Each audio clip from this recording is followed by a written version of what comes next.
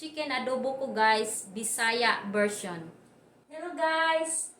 Welcome back again to my channel. For today's vlog guys is cooking lesson guys. So magluluto ako ngayon ng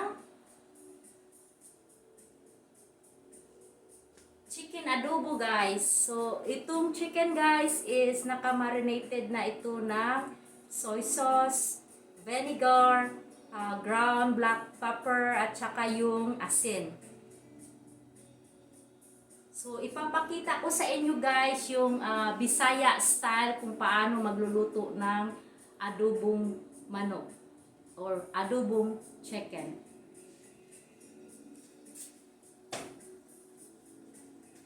Tara na, mag-start na tayong magluto guys. Ito ay marinated with soy sauce, vinegar, salt, and a ground black pepper. Spices, peppercorn, salt, cayenne pepper, ground black pepper, annatto seeds, bay leaves, onion, and garlic.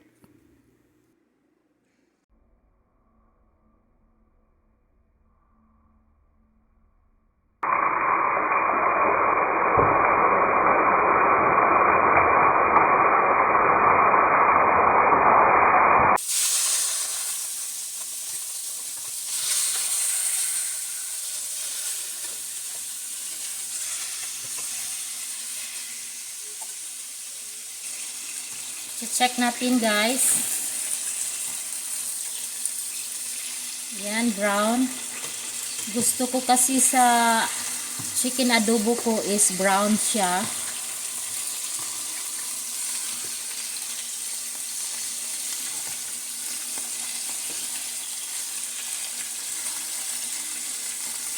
At ang adobo ko ito guys is kunting sauce lang ang gagawin ko.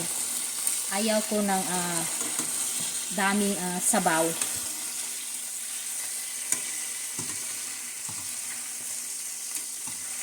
So, i-brown ko muna siya.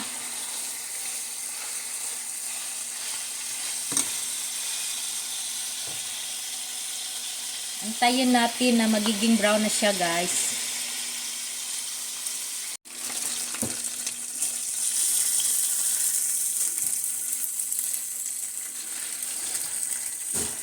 Okay, pwede na ito guys. Brown na siya.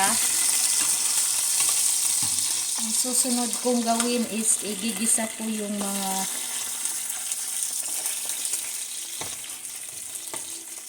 onions at garlic. Unahin ko muna yung onion kasi yung garlic is mabilis yan masusunog.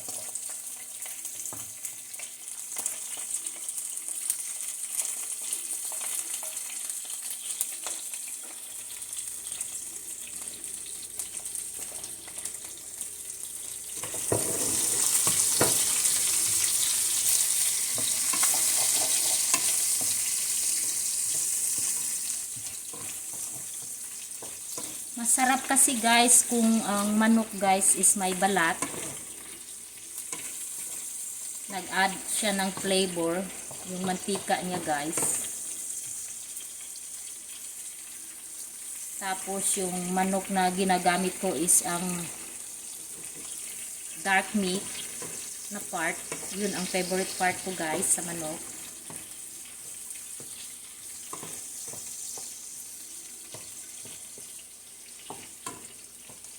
Kasi mas malasa siya. Based on my experience lang guys. Iba-iba kasi tayong panglasa.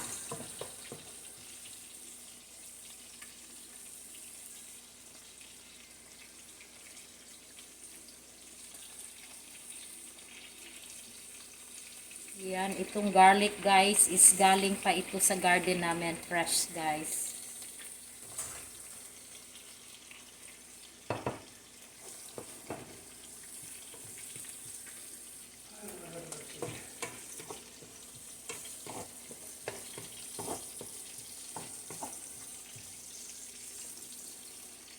Yan, tapos i-mix mo siya guys.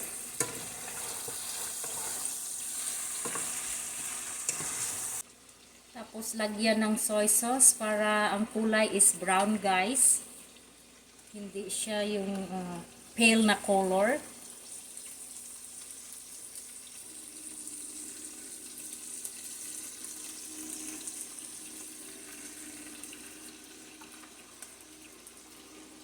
Tapos konting asin.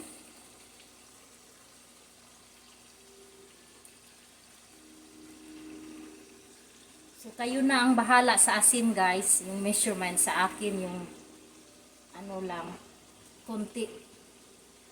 Tapos lagyan ko siya ng cayenne pepper para medyo kunting anghang.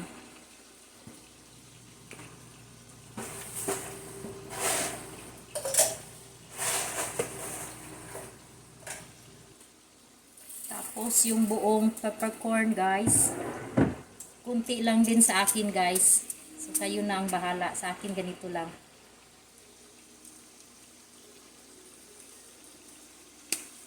Tapos itong star anise guys is mabango ito.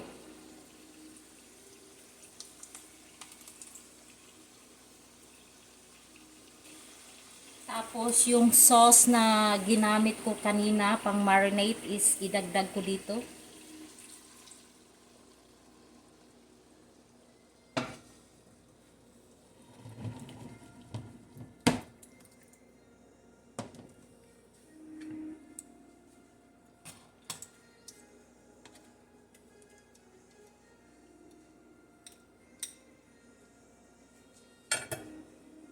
Takpan siya guys, bring to boil. Palambutin yung manok guys. Ayan, nag-boil na siya guys. So kailangan yung apoy is hinaan natin.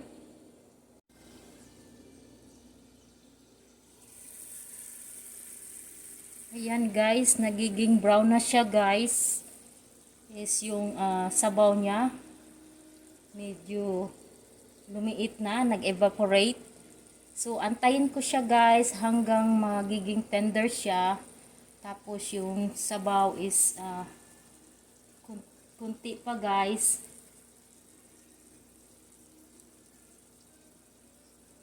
So, takpan natin ulit guys. So, yung heat ko is in between low and medium heat guys. Okay, isusunod ko na ito guys. Ilulunod ko na ito. Pampabango guys. Bay leaves ito guys.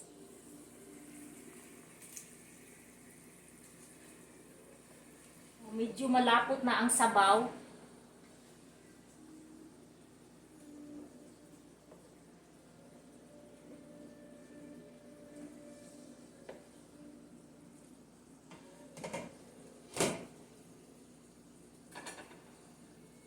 Tikman natin guys.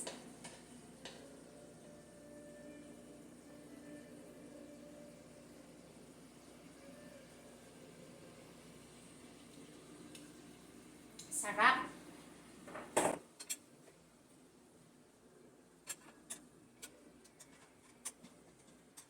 Lapot na ang sabaw. So, konti na lang guys ay maluluto na ito. Okay guys, i-check natin yung manok. So, kailangan yung itutusok yung temperature doon sa pinakatik na meat sa gitna. At least 165, luto na. So, ito is 190. So, okay na guys. So, luto na itong manok ko guys.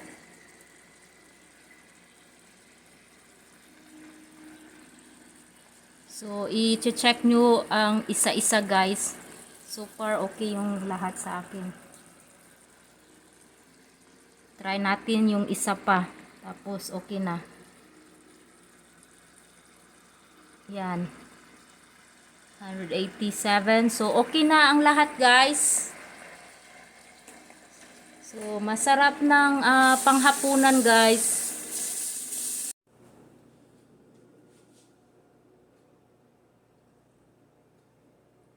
Ayan guys. Ready to eat na yung chicken adobo ko guys. So ito yung Bisaya style na chicken adobo guys. So kung nagustuhan ninyo yung recipe ko guys, sundin nyo lang yung luto ko. So ito yung recipe ko. Bisaya style chicken adobo guys. Mga onata, while mainit pa ang sudan. Until next time, and thank you so much for watching guys. And have a blessed day. Bye-bye.